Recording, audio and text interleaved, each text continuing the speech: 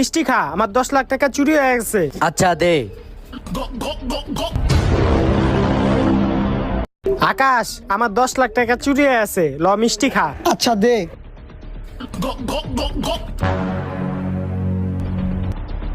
কিরে ফয়সালি কি তোকে মিষ্টি খাওয়াইছে? আরে হবে না, ফয়সালে ফয়সালে তো তাঙ্গরও আমাকে মিষ্টি খাওয়া হইছে। ফয়সালে সবারে মিষ্টি খাওয়াইতাছে, এটা তো সন্দেহের বিষয়। আসলে বেটা ওর 10 লাখ টাকা চুরি হয়েছে, ওই আমগুলোকে দুঃখ প্রকাশ না কইরা সবাই মিষ্টি খাওয়াইতাছে। আমার তো মনে হইতাছে ফয়সালে নিজের টাকা ফয়সালে নিজেই চুরি করছে। হ মনে হয়, আয় আমরা অরিগা ধরিগা আয়।